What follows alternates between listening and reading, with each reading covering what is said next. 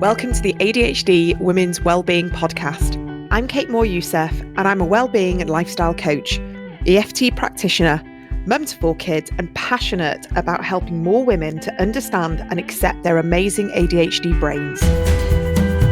After speaking to many women just like me, and probably you, I know there is a need for more health and lifestyle support for women newly diagnosed with ADHD.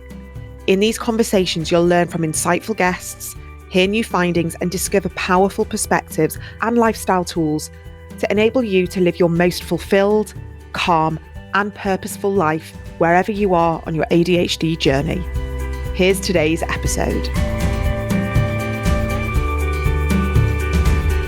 I am here today with a very interesting guest. I'm really looking forward to speaking to her. Her name is Rachel Morgan Trimmer, and Rachel is the owner of the Firebird Neurodiversity training company or consultancy. She's also a TEDx speaker and an author. Now, she has a book out that's called How to Be Autistic, a Guide for the Newly Diagnosed. And I'm very excited to speak to Rachel today because we're going to be talking about the intersection of ADHD and autism, and also a lot of the different challenges and perhaps some of the positives that come out of that as well, alongside perhaps the lesser known conversations that, around mental health and mental well-being with regards to ADHD and autism in women. So I just wanted to welcome you to the podcast, Rachel. Thank you for being here. Thank you very much for inviting me. So, I just gave that little brief intro. I was going to start maybe with kind of how did you get to where you are now? Because I was on your website just before, and it's really fantastic. The Firebird training company for neurodiversity. I know that you do a lot of corporate work. I know you've been into lots of big companies. And I loved some of the topics of the talks that you're doing as well. And I'm just very interested to know a little bit about your background and how you found your way into this space. That's a great question, because it wasn't, like so many things with ADHD, it wasn't a linear process. It was all twisty-turny and winding around. So I actually ran a different company. I ran a travel company as an entrepreneur for many years. And I really, really struggled because everything I read about running your own business and being successful, all of that was directed towards neurotypical people. And there was no encouragement to do things your own way, even though you're an entrepreneur. That's literally what an entrepreneur does. And I struggled a great deal with doing what I needed to do, keeping up with the admin, even doing the things that I want to do, which is one of those things that is often not well understood about ADHD and autism, that we don't just put off the things we don't want to do, we push off the things that we do want to do. So my mental health really, really suffered.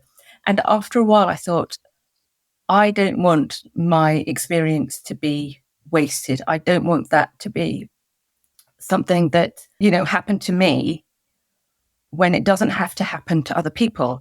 I wanted other people to be able to learn from my experience. So I started learning about ADHD and autism, and I wasn't even diagnosed by this point. And then I decided to set up a company to help people like me. And I quickly found that one-to-one work wasn't really one of my strengths. I do some of it still. I support people very much behind the scenes. But with training corporates, we could reach a lot more people, and the effect is bigger, not just because of the people that we're training. And it's not just corporates. We train charities and public sector organizations and so on.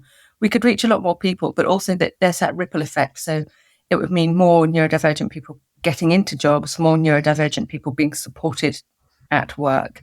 And also, even if a company doesn't have my training, by looking at what other people are doing, looking at their competitors are doing, they also might invest in neurodiversity training, even if it's not from me. And we're still able to help those people who really need it. So that's how I came to run this consultancy. So how long ago was that? So I'm interested to know kind of what you've seen in the space since you started it and to where you are right now.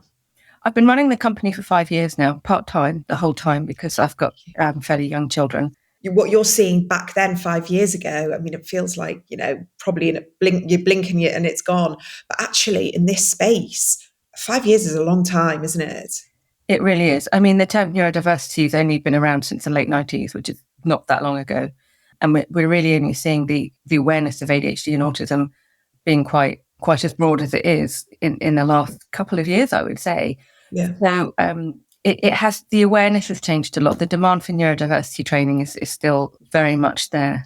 And I think we're seeing a couple of interesting things happen at the moment.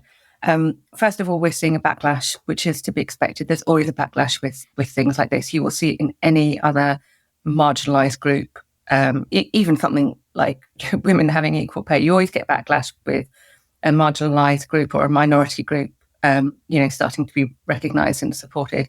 So that's to be expected. And I think that'll blow over, but it's also an opportunity for us because there are people who are saying, actually, that's not what this is about. It's not taking from you. It's another opportunity for us to explain what we're doing and why it's important. And I think the other thing that's happening that's really interesting right now is that people are really keen to go beyond the basics, which is great, which is nice, because at the beginning, we were looking at a lot of box ticking. We've done women, we've done race, we've done LGBTQ. Oh, now it's neurodiversity, and we'll tick off that box. Yeah. And we still see some of that. And do you know what? I actually don't mind that, because if that's where you're starting, that's where you start. That's brilliant. That's 10 times better than doing nothing. So that's fine by me. But I think it's really exciting that people are going beyond that now. And the other thing that people are going beyond is, you've probably seen this yourself, that your ADHD is a problem and it's a challenge and you've got to manage it and we've got to manage it and all of this. And I don't disagree with that. But we're also seeing the other part of the picture, which is that, oh, they've got ADHD. Brilliant. How can we support them? How can we empower them? How can we enable them to thrive? And some of the companies I've worked with are starting to do that now. And I think that's a really exciting opportunity for, not just for me and my training, because that's where I come from and I love to hear that, but also for those individuals who are, for some of us, it's the first time in our lives that someone's come up and gone, hey, you've got this, you've got ADHD. That's brilliant. I want to help you harness that instead of just acting like it's a massive problem all the time. So 100%. We're living in exciting times. Yeah, I love your mindset and your positivity, because you're so right that, from school age, all we will have heard is, try harder, do better, stop doing this, try doing more of that. We just have this sort of inner narrative of never being enough, always needing to do more. This is why we see so much perfectionism and people pleasing and burnout in the neurodivergent community, because we've just always had to keep doing more to try and placate people. And so now what is so nice to hear from you is that there's companies out there that are seeing the potential and kind of saying, okay, teach us what we need to do to harness, to help you thrive. Like, help us know how we can get the best out of you and how we can look after you. And that is a very, very new narrative. And I think it's probably, not across the board yet in any way. Are you surprised by some of the companies that you've worked with that are very open, and maybe some of the companies that aren't as open as you think they should be? Yes, it's really interesting, actually. We occasionally get people who are quite old-fashioned, and I would say that in a sort of neutral way. I'm trying to think of the right way to put it. Yeah, I think old-fashioned is right, but they're trying to modernize. I actually love working for those companies, because a lot of them, they don't really know anything about neurodiversity. They might have heard of one or two of the conditions. They might have a relative with it, but they don't really understand. And they're absolutely brilliant audiences, because they're so open-minded and they're so keen to learn. They're so curious about it. So, I talk about inclusion and prejudice and things all the time, but I very often have to set aside my own prejudices when I come to places like that, because I turn up and I think, I have a picture in my head of what people are going to be like, and that very often surprise me. And it's sometimes the people you wouldn't expect who are asking the interesting questions, who are the most keen to make changes. And that's another really exciting part of my job, actually. I love that. Yeah. People like, they call it sale, male and pale. So they're an older white man in quite a traditional professional job where you're expected to wear a suit and tie and things like that. And some of those people, they just blow me away with how educated they are, sometimes how committed they are, how keen they are to learn, how much they listen as well, which is really important. Yeah, I really enjoy that.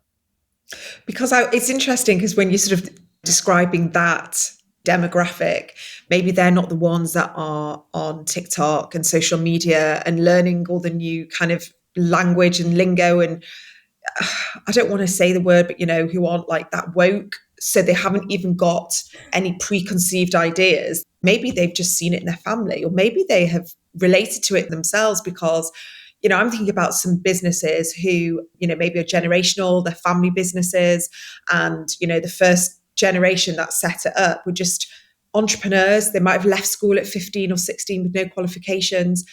They may relate to being dyslexic and ADHD, or they may relate to, autistic traits, but they've just never had the language for it. But for some reason, they've just done really well in business and really well in entrepreneurship. And they have just done what they've done because that's how they do things. And they don't have any of this preconception. Whereas now it's kind of like, well, if you've got ADHD, you should be an entrepreneur, or you have to work for yourself, or you've got autism, you need to be very good with detail and maybe work very well on your own. And I think we need to maybe just understand the landscape with this fresh perspective, because there's a lot of narrative, and some things are helpful and some things aren't helpful. I guess this is what happens when, like you say, all this is, coming to the forefront, people are learning, and it doesn't help that the media like to taint, especially ADHD, with a negative brush. Yesterday was the first article. It was in the Times by Alice Thompson, and there was an article she'd sort of done like a byline about neurodiversity being something that we should be nurturing and welcoming into business, because they're the ones that are going to help innovate. And it was very positive. But for one of those, there's been 10 others about medication, about overdiagnosing, about access to work, about everyone hopping on this sort of bandwagon. So we're still working on the back foot a little bit. And I'm interested to know a little bit about maybe the people that you speak to, like the different ages, who are the ones that are just kind of like, this is just has to be part of daily life now in a big business. We just have to have more neurodiversity understanding. I'm interested to know who that typically is at the moment for you. Yeah, it is interesting, what you're saying about ages and who is responding positively to neurodiversity and so on.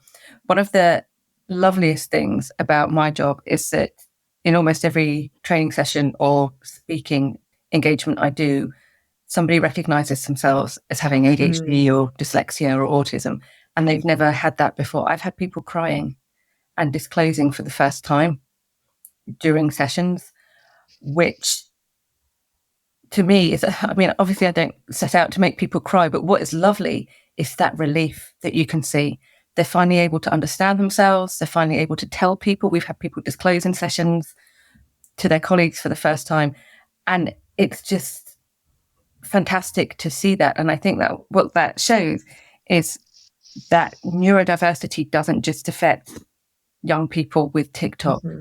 It is across lots of ages, because most of the people who are recognizing themselves or disclosing are older, because they, young people on the whole tend to be much more open about these things, much more aware of these conditions in themselves and in other people. So I'm talking like 40s, 50s and older.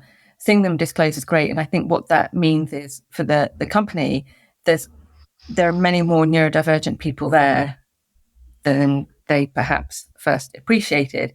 So it's something that they have to do, because otherwise you're not supporting, in some places it might be 1/10 of your workforce, in others 1/5, in some places half.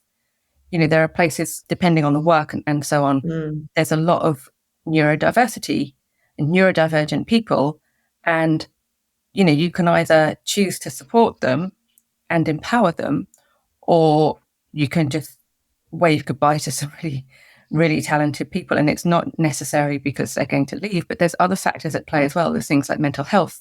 You don't people, physical health. We know that physical health is an impact in unsupported neurodiversity, unsupported mental health. So we need to be thinking about the whole picture, where we're talking about the whole person, or we're talking about the whole company, the whole team, whatever it is.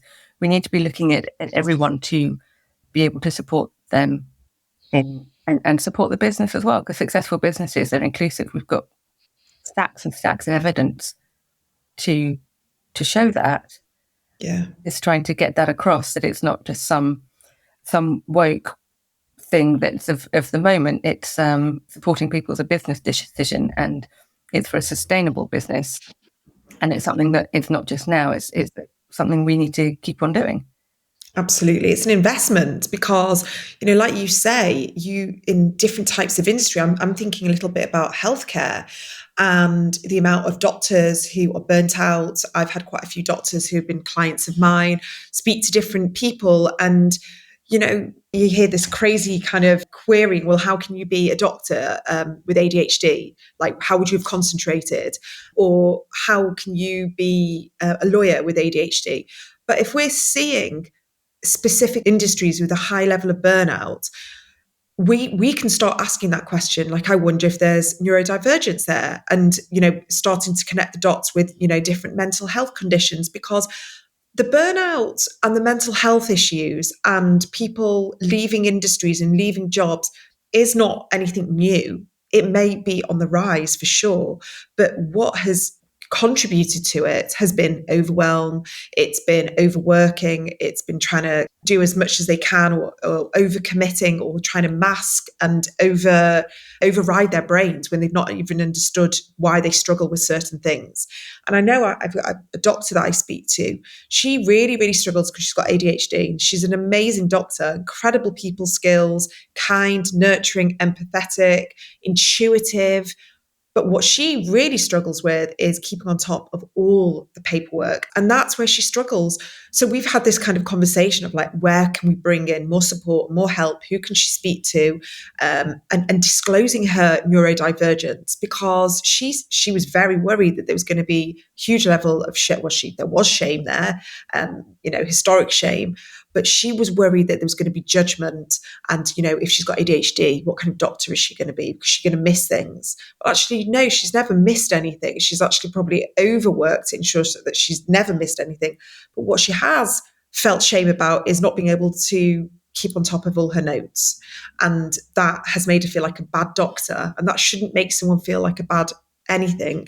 She just needs help. So if other industries are being supported and helped, by your consultancy, it's like, how incredible we can have all these people staying in their jobs, doing incredible work, helping more people, creating profitable, sustainable businesses, all with just some gentle changes and tweaks.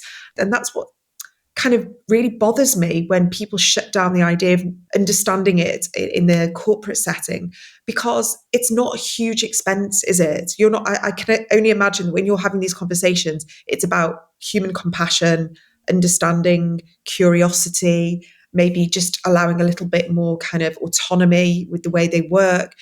It's not saying to people, you need to spend thousands of pounds on all sorts of new tools and practices and offices and software and everything. But maybe some of that might be handy. What would you say are the key things that you discuss about changing in the corporate setting to help accommodate more neurodiverse employees? Well, firstly, to your point about cost, you are right, because people track this. Various organisations track the cost of neurodiverse inclusion. The majority of the accommodations don't cost anything at all. And the remainder they tend to be fairly low cost. I think some American person worked out that it was $20 per employee. You're not talking big sums of money at all. And it's also, I think the other thing people fear about the cost is that it's a slippery slope. You give one person a thing, everyone's going to want it. That doesn't happen. If you give a dyslexic some software to help them read and write, if you can read and write, you're just not going to use it. You don't want it. You don't need it. And that's the same for all the neurodivergent conditions. So some of the things that my clients have found helpful, one of the key things actually that managers tell me all the time is that instead of imposing a tool or a process or a strategy on a person with ADHD or another neurodiverse condition, working with them really helps. You sit down, work out what's going to work together. One example, which is quite interesting, is how often a manager checks in, because people with ADHD know that sometimes having a human helicopter, someone who sort of hovers behind you while you're working, can actually be helpful to keep you on task. It helps keep you focused. those check-ins help you understand time, priorities, managing your workload, and so on. However, some people find that annoying. Some people will be saying, I couldn't have that. I need to be left alone to get on with it. How do you know where somebody falls? And also that can change. I might want to be left alone on a project for a month. And then when it comes to the time to get it over the line, I might need to check in every day. It might even be every hour. It just varies. And if the manager doesn't want to do that or can't do that, you can automate things like that. We've got so much technology to help on things like that now. There's apps on the phone, there's timers, there's, people in the workplace, they know what tools they already use. How can those be adapted for neurodivergent people? How can they be used to help somebody with ADHD? Another one that this is nice because they use it for all neurodivergent conditions, but also for the neurotypicals. It's a broad one that works really well, and that's a visual stuff, visual charts, visual reminders, on a board, grids for things like that. I mean, people have been using these for years and years anyway, but having that color coding is another one. Dyslexics love a bit of color coding, but then so does everyone else. Because if you're a color or a task is a color, you can instantly see it without having to read anything. It's a much quicker processing, especially if you struggle with reading. So those are two of those. And I mean, how much is a Post-it? How much is it going to cost to say to somebody, oh, have you checked in yet, or set a reminder on your calendar or whatever? Those things don't cost much at all, or in many cases, anything at all. And I think it's the culture of having that, being willing to do that, saying, what do you need? And what's going to support you can help. And there was someone who was talking about it, some senior manager, who said it's helped him become a better manager because he's got to know the individual. You have like these things that are available. It might be flexible working, hybrid working, the visual reminders. Microtasking is another one that can help, breaking down tasks and helping someone to do that, helping with prioritizing. With this systemic inclusion where you have the tools for everybody, you have that there because it reduces cost and cognitive load, and then you tailor them to the individual. One thing I like to be mindful of when talking about this, we talk about the cost in terms of money. We also need to consider the cost to the managers and colleagues on both their time and their cognitive load. Because my entire job is neurodiversity. I can think about this stuff all day long. It's not, for most people, this is not their day job. They have an actual job, which is why systems and processes and tools that work for everyone and can be kind of tweaked for the individual is so important. Mm-hmm. But I think we as consultants really need to be mindful of that because it's got to be workable. To be sustainable, it's got to be workable. And if you put too much load on someone, and we with ADHD, we know this. If something's not fun, if it's not easy, if it's not doable, if it's not tangible, if it's not something we enjoy, we're not going to keep doing it. And I think that applies to everybody, more strongly for us, perhaps. But the beauty of it is that, you don't have to impose a lot of cost or cognitive load or time on people once you understand neurodiversity. Yeah. And I think what maybe is a great point is that if there's an understanding and the manager knows who's got ADHD, who's got dyslexia, who's got autism, it doesn't have to be like a whole big thing. It's just for somebody who is neurodivergent to know that their manager gets it, understands it, is compassionate, is aware of it. That's a massive load in itself, removed. We don't have to mask, we don't have to hide. We can make more self-empowered choices as the neurodivergent individual at work. So I wanted you guys to be the first ones to know what's going on in this community. And because you are here listening to the podcast, I believe that you deserve to know exactly what's happening as soon as it's coming out. So I'm going to give you some insights. We've got workshops, live workshops. It's happening between now and July. So many different topics, ranging from the nervous system to RSD, to hormones, to compassionate family dynamics. I'm trying to bring you a whole range so you can really balance your life, your daily life, alongside ADHD. I have the book out, the ADHD Women's Wellbeing Toolkit. It's now available for pre-order and will be out online in shops from the 17th of July. If you pre-order through my website, you will get some free gifts and some discounts on my online workshops. And I want you guys to be the first to know that I have a brand new membership launching in September. This is all about accessibility. It's about support, nurturing, community. It's about really creating a supportive connection point where I can offer you what I know, but also create a space, a really loving, compassionate space for so many of us who want to thrive alongside our ADHD. So if you put your name down on the wait list, you will have access to the founder's price. You'll be locked in. All the details are on my website now. You put your name down on the wait list, and I promise you, you guys are going to be the first ones to have access to this membership at this low cost, locked in price. So head to my website for all the information on everything I've just talked about, the book, the workshops, and the membership. It's ADHDwomenswellbeing.co.uk. Thanks so much. And I'm interested to know a little bit about the fact that I know that you've got ADHD and autism. And that probably is very helpful when you're training people, when you're speaking to people who have got both. How does it impact you as a person who's obviously running a business herself, and you've got a family, and you have written a book, and you have lots of interests and passions?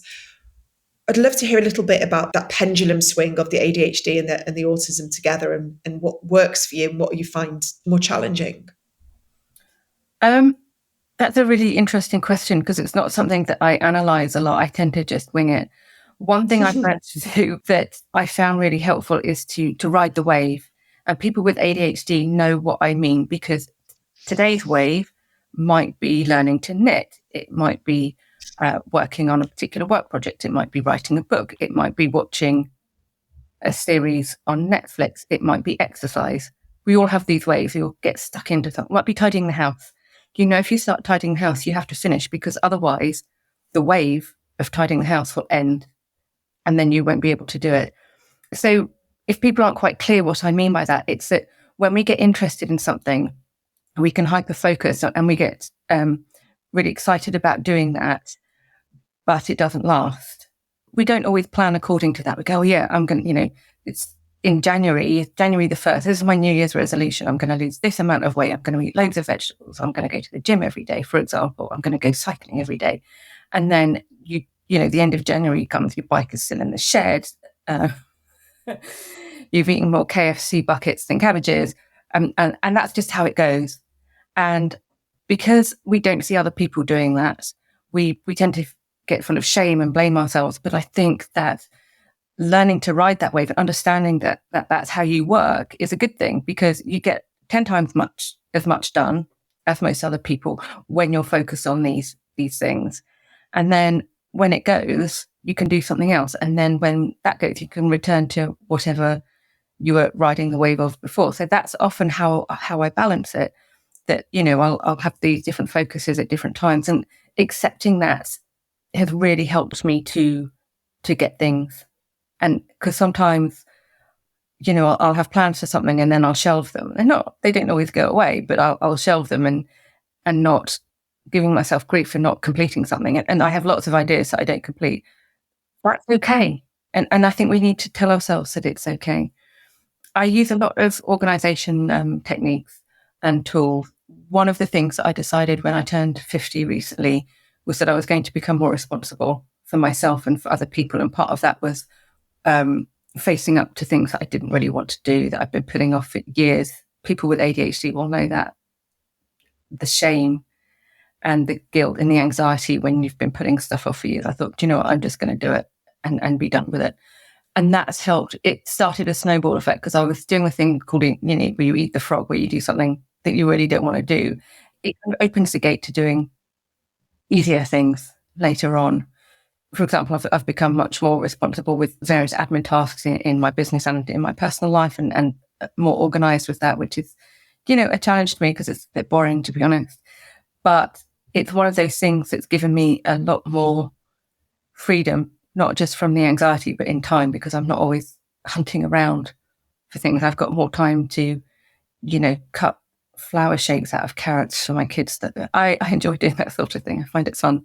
I won't deny that it's a challenge to juggle all these different things, but I think having ADHD, I used to think of it as as a problem when it came to having a busy life like I do, but I now see it as an advantage because it means I can switch focus from different things at different times. And not only do I achieve a lot, but I also enjoy it. And, being able to enjoy your work is brilliant, especially when I think that enjoyment shows through when I'm training. I absolutely love my job. I adore my training participants. They're such brilliant people. They're so interesting and curious and clever and have such great ideas. But, for my family as well, being able to enjoy time with my family without stressing about something that I'm supposed to be doing. So, yeah, it's challenging, but also I would rather do it this way with having ADHD than any other way, I think. I mean, I can relate to a lot of that for sure.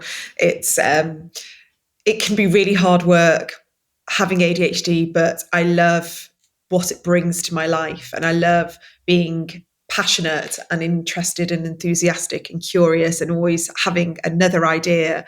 And what you said then about not having to do all the ideas, that's only a recent thing for me, because I thought every time I have an idea, I have to execute it and I have to see it through. And it would be something that I would cause me quite a lot of shame, because I'd be like, well, how am I going to do that? Because I've got this, this, and that to do. And I've just got so much to do. And then I'd get into this sort of spiral of overwhelm, thinking that, yes, it is a brilliant idea and I need to deliver it because it's going to help a lot of people. But actually, is now the right time for me to deliver that? Probably not. I need to and it's not easy when you're impatient and you want to see it happen, you want to see it manifest. So I have to teach myself, and that goes against my ADHD. I've got so many visions in my head about what can be done. It's just time. So we have to kind of learn to recognize that there are times where we have to pull back. And I think that analogy of the wave, I was kind of thinking a little bit about, my daughter's 17 and she's learning how to drive. So I'm doing the dreaded sitting in the passenger seat and taking her out on drives and, helping her with the manual gear stick and everything. And it kind of feels a little bit like that, like there's days where you're in first gear and you're just about to stall and you can feel that engine revving. And there's other times where you just want to be in neutral and you just want to kind of like coast and glide, and you don't want to have to do anything and you don't have to think. And like you say, just sit and watch Netflix. And then there's other times where you can just go like full steam ahead and it feels so easy and effortless and you just get so much done. You don't even know how you've managed to but you just got into that zone. But it's really hard to not have that consistency. And I think when going back to maybe, your neurodiversity training, to have to explain to a neurotypical person that one day of ridiculous amount of productivity might just only happen once every 2 weeks for that employee. Like whatever they did, they got that project over the line, they came up with a whole new campaign, a whole new, idea. That might not be something that they can do every single day. And, to manage and help, keep their job sustainable or, help them, prevent burnout. It is allowing neurodivergent individuals to fly when they need to fly. And then when it's time to rest and retreat and decompress and re-energize, to also allow them that bit of space. Because if we're passionate and we're good at our job, we're always going to deliver. It just might not be this consistent daily level of what we consider as sort of neurotypical delivery. And I just wondered, I guess, do you have that as well in the way you work? But are you hearing that with employees that you're training as well? Yeah, we do. I mean, it is the case that you mentioned burnout, which I thought was interesting, because people with ADHD are quite often rubbish at recognizing when they're doing too much, because we like to do too much. We love it when we're in the zone. We like to be productive. It gives us that sense of purpose apart from anything else. It's not, when I talk about productivity, I'm not just talking about the capitalist machine. I'm talking about the things that make you feel productive and rewarded and valuable and gives you that purpose that we all need. Fulfilled. Yeah, exactly. Fulfilled. It is a thing where we are quite often striving for that. And some of us, particularly women, particularly those of us who are older, who have grown up with undiagnosed ADHD, who may have experienced a lot of shame, a lot of it's, trying to prove something to ourselves or other people. we have to be productive all the time, otherwise we're a terrible person, kind of thing.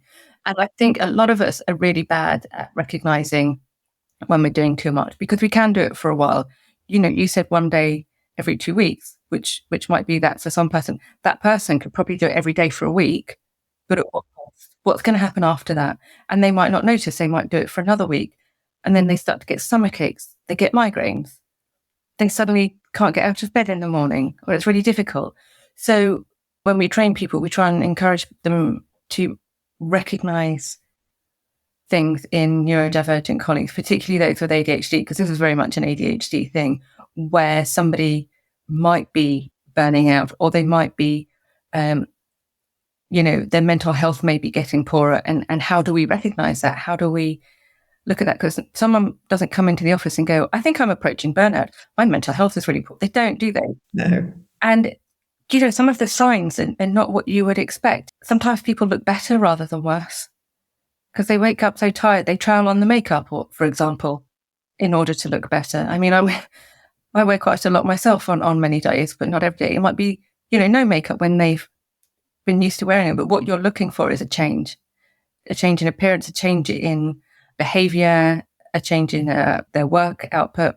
And for some reason, I don't know why this is, neurotypical managers tend to be really good at this. They can spot when something's off. They might not know what it is, but they know something is off. And that's the opportunity for a conversation with that person.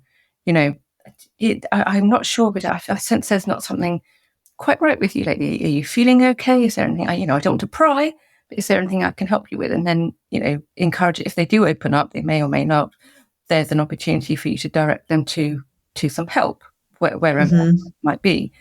And I find that managers tend to be quite good at once they understand how ADHD people work, which they don't always. They think we're on the go all the time, a lot, often.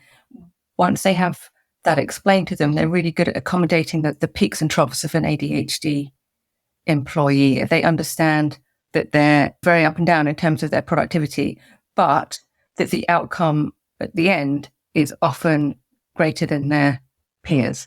So while they might, somebody might be lying on the floor for a bit, but that doesn't mean they're not working. They're just taking a break, and then they'll get back to it. But, whatever project it is, however you measure your outcomes, you will often find that even with the breaks, even with that downtime that an ADHD person has, the outcome at the end is great. And I've seen this. It was a company that didn't understand this. They were measuring people, I think it was week. I can't remember if it was week by week or month by month. And an ADHD employee they weren't doing very well on some months. But if you looked at it over 6 months, their results were better than anyone else on the team. But the company couldn't or wouldn't, I think probably the second one, they didn't understand ADHD. They didn't care about it. They wouldn't look at it over 6 months. And so it got into, a lot of difficulties, because they weren't able to recognize that looking over the long term is a much better metric than looking at how someone with ADHD is over a week, over a month, or even in the moment, because, as you know, we vary so much. It's so interesting, and I'm really delighted to be able to bring more awareness to this kind of conversation, because people that listen to this podcast are the people who are perhaps desperate for this type of awareness where they work, but also they can bring this in and maybe, find it hard to do it personally, but to bring in consultancy to have this sort of overall understanding of neurodivergence in the business. But just want to touch on your book before we finish, because you've also written a book. So I can, very ADHD in this respect, that you've got so much going on, and there's a book, and the book is called How to Be Autistic, A Guide for the Newly Diagnosed. So I'm really interested to know why you focused on just autism for this book, and what made you want to write a book in the first place. I did mention earlier that I get quite a lot of people contacting me, messaging me and so on about some issues that they're having, and I try to reply to them as much as I can, or direct them to some other sources of information if they need it. So I knew that there was this need for a guide to how to be autistic for people who are diagnosed. In fact, it started with a friend of mine in my kitchen who had just been diagnosed, and he said, I've been diagnosed autistic. And I said, well, there's a surprise, because I'm not very tactful, and it was fairly obvious, to be honest. He didn't mind. And he said, what do I do now? And I thought, I don't know. And I get that question or so many similar questions from other people. So I decided to write the book to give them an answer. The book, you can buy it, but you can also download the whole thing free because so many autistic people are unemployed. They don't have a lot of money. And I wanted this to be a resource to help people and for it to be free to access. So you can download it free from howtobeautistic.com. Why autism instead of ADHD? I think because I felt at the time that was where I was seeing the greater need. I'm not saying that it is a greater need than ADHD, but at the time it was something that I was focusing on. And I am going to do the ADHD version as well. I've started it already. How to have ADHD. I think those resources are important because there's often no follow-up support. I think one of the other reasons I did it is because when you're diagnosed with ADHD, sometimes you get some follow-up support, and often with an autism diagnosis, you don't get that. So I wanted to provide something for those people who had literally nothing else. They were just sort of dropped.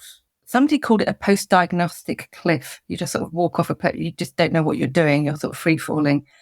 And I think it's really important too that people should get that support.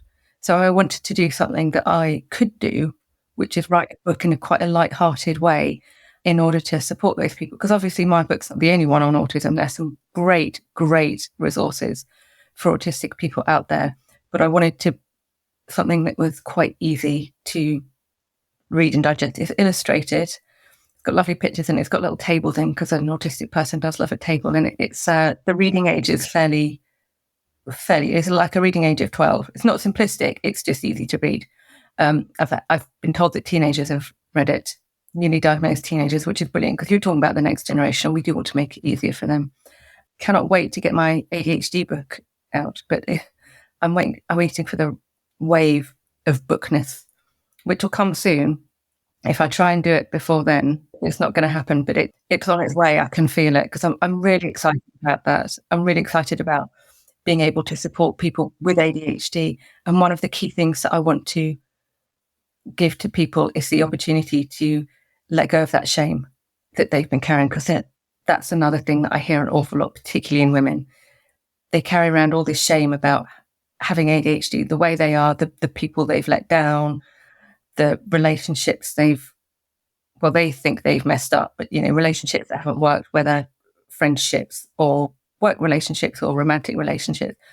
I just really want that opportunity to empower people to let go of that shame and start living their more authentic life. That's an absolutely massive privilege as well. If someone reads my book and gets something out of it, that's a huge privilege to me that people are almost letting me into their inner selves when they have a response to that. So it's, I'm really lucky to be in that position where I can do that. Because I've got ADHD, I write really fast.